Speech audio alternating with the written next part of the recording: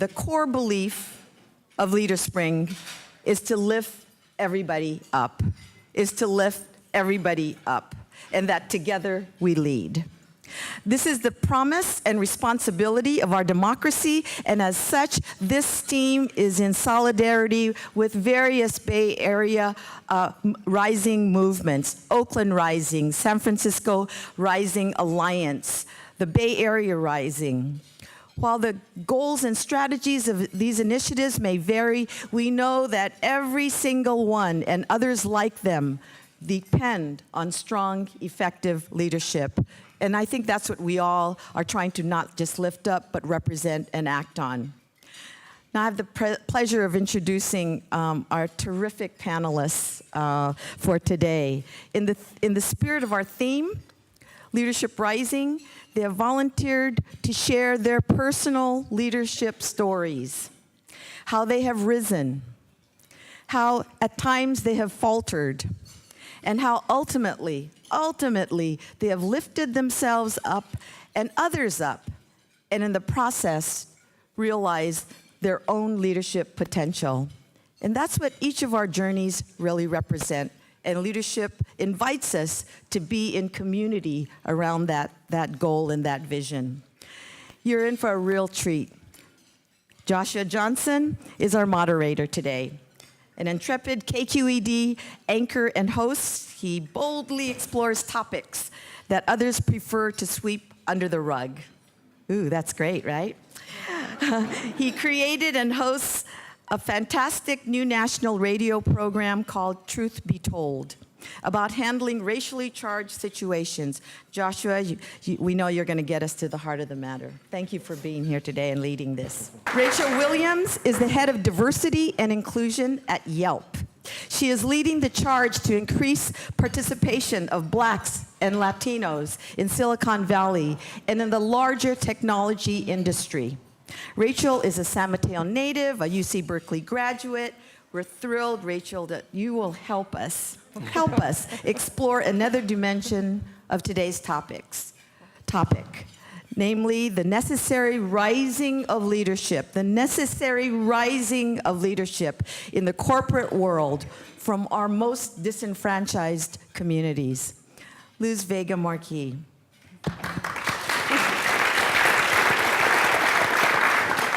She has my heart always, she knows this. CEO of the Marguerite Casey Foundation, where she stewards a mere $700 million in philanthropic dollars. Luz is a pioneering leader and change agent in philanthropy. She has dedicated her career to low-income, underserved, and is passionately committed to investing in social justice movement building efforts. Luz, we're looking forward to hearing about the richness of your past experiences and hoping you'll also share what you've been hearing about the future of the social sector and its leadership. Alex Tom, who also has my heart, graduated from the Leadership Fellowship last November.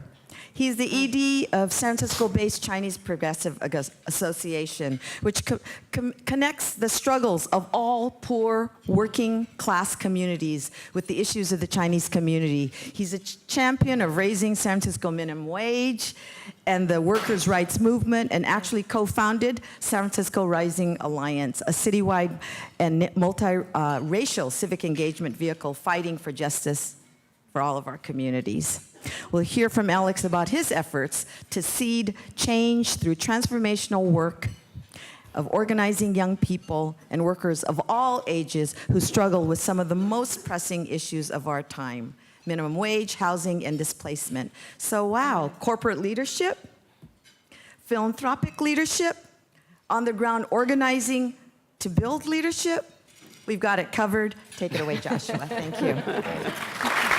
Thank you, Peggy. Hi, everybody.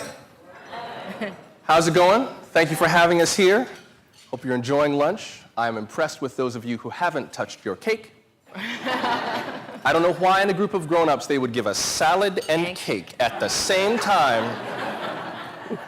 and expect us to be mature, but that shows me the caliber of people we have out there. You know we have a high caliber of people up here, so Rachel Williams, Alex Tom, Luz Vega-Marquis, welcome. Glad to have you all here. We're running a little bit behind, and I work in radio, so I'm used to hitting a hard post when my time is up, and I can do a lot with 40 minutes, so let's just dive right in to the beginning of our conversation. We're talking about leadership and how we bridge the gap between this ideal of leaders rising to actually making that happen. Before we get into some of the practical aspects of what you do, let me just ask each of you broadly, you are these amazing heralded leaders. How did you get, if you could sum it up in a nutshell, from where you were to where you are? What kind of was the essence of how you became the leader that you are today? Alex Tom, let me start with you. Thanks for that question. And I just want to start off by saying how humbled I am to be on this stage, and a lot of people in the room, familiar faces from all different sectors. It feels intergenerational too. I embrace the term OG, just as Peggy does, but not everyone does. But I just want to say, like, this is a very beautiful space, and for me, I think about it in terms of the people that invested in me, right? And this is going to date me a little bit. Have people watched that movie, The Matrix? Mm-hmm. I mean, yeah, most people in this room probably do, yes. So, you know, You there's haven't seen The Matrix? I mean, you know, the 90s, right? So, Right. So there's a concept of the red pill, right? And the red pill is like kind of like planting seeds, right? And like we nurture leadership and we nurture movements. And I was able to start actually in high school. And actually, I just saw Steve, who's here, who actually was part of that program in high school that I was part of called Encampment for Citizenship. And it's really powerful because part of that process for me is a personal transformation.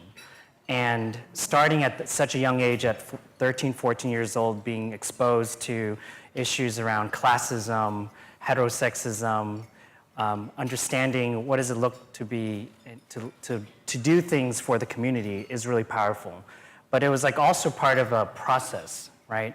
And so I feel like because those seeds have been nurtured for such a long time, that is actually how I started. But it was like so many people along the way, particularly women, queer folks, women of color that really just invested in my leadership. And yes, calling me out when I was like kind of doing some weird things, and what people say now, calling people in, right? And so we got to think about how do we lead with courage, love, and compassion in a way where we have to transform some of the oppositional energy that we have and create some kind of a centered resistance. So somebody got to you early and saw something in you quickly. That red pill. Yeah. You got the red pill. And for those of you who don't get the red pill, blue pill reference, Go watch.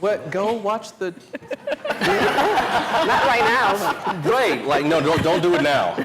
You're gonna miss good stuff if you watch it right now, but Lawrence Fishburne, Alice in Wonderland, well, we'll deal with the rest of you later. Have you not seen it? No, kidding. Okay. Very. We're gonna have to call you a cab out of here if you hadn't seen The Matrix. What about you? How did you become the leader that you are today? You know, Alex, you just mentioned something. I think it does take a village. I strongly believe that. And when I think about my mother being a small business owner and all of the people, the characters that came through her shop, she was a hairdresser, so you can imagine all the folks that came through there that helped to shape me and guide me. I had a grandmother very grounded in the Baptist church, so I got that teaching too. But I think, you know, what kind of catapulted me to where I am now, I think it's really fearlessness.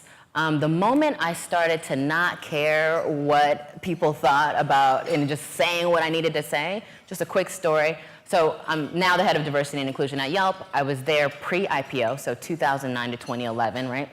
And it was anybody seen the movie Social Network? Anybody? Right, very much like that movie. And I felt uncomfortable as a black woman, and I left the company. And when I left the company, there's a couple things that happened. One, I left money on the table. So that pre-IPO stock, yeah, so left millions of dollars on the table. Right. Sad story, I'll make it up, no worries, no big deal. But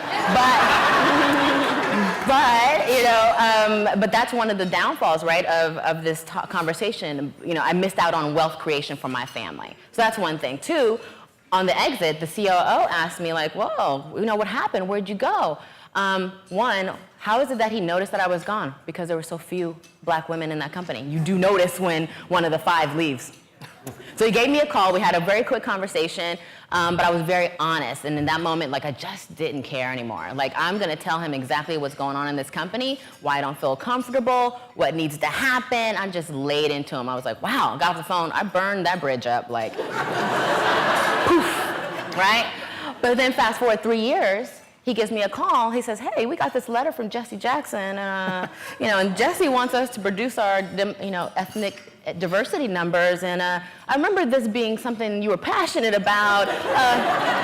Would you mind coming back and help? And at first I said no, but eventually we got to a yes, because I feel like the company is genuinely interested in bringing more of us into the fold. And when I think about the money that I missed out on, the wealth creation, but the opportunity that's there for people who look like me and people who look like all of you to get into these companies, tech companies, because when we think about Mark Zuckerberg, that's what we think about. Like, he is one wealthy human being. And we have just as smart people in our communities that can do the exact same thing. Sorry. No, that's it. No.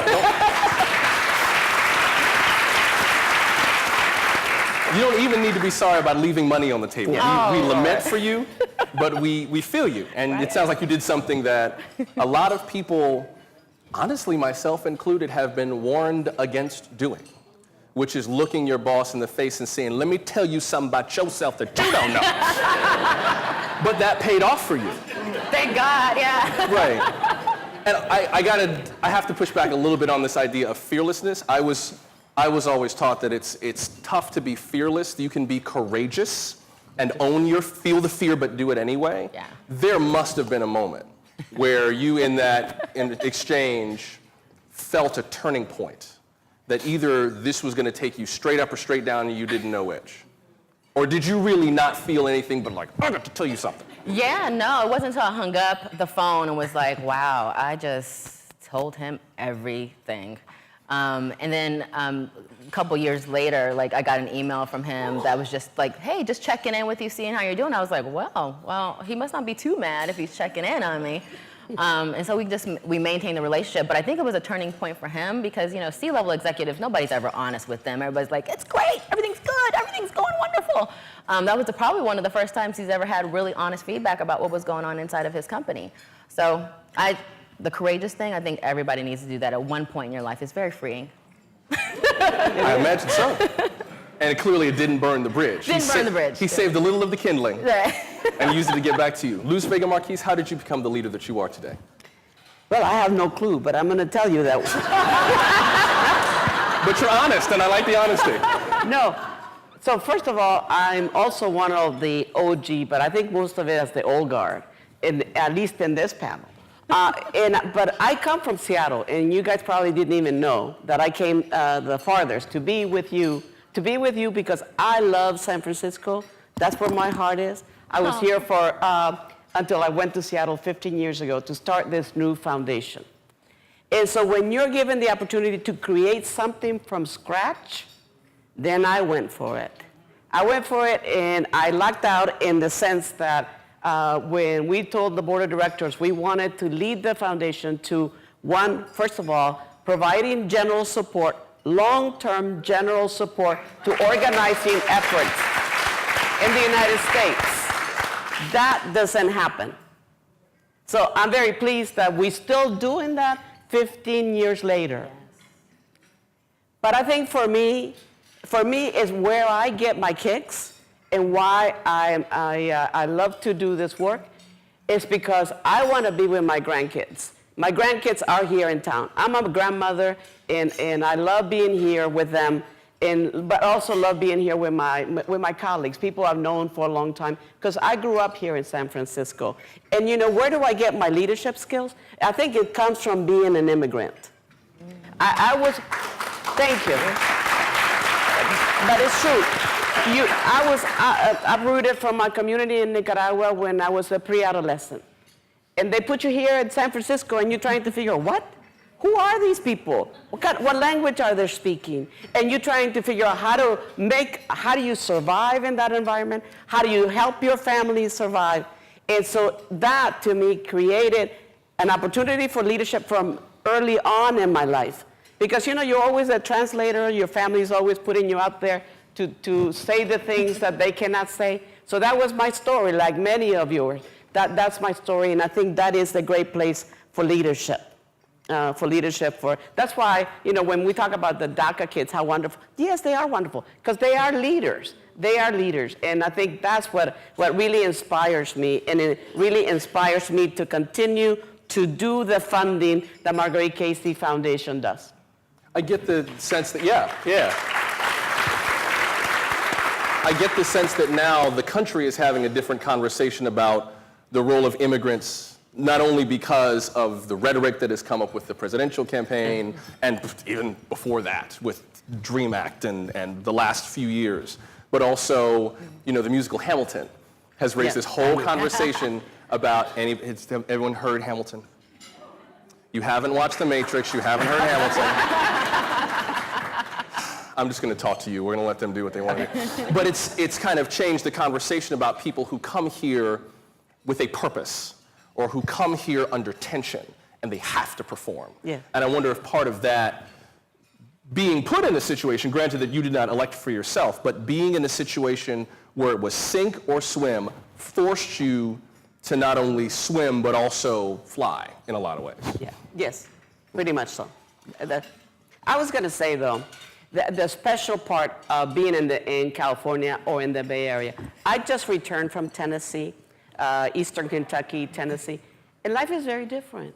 Life is super different. And even though we're talking about coal miners and their jobs and the future of the economy in Appalachia, people look different.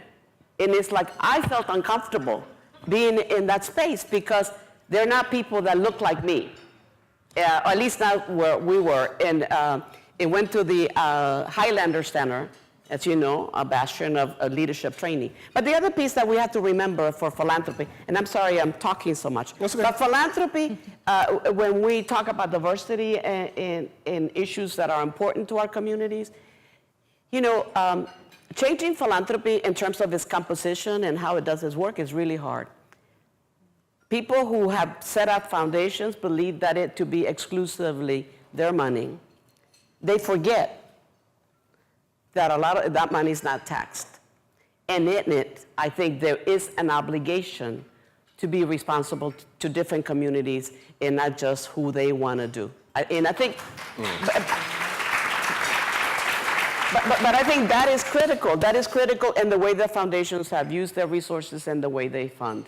And it is, philanthropy truly, truly is the last bastion of conservatism in this country.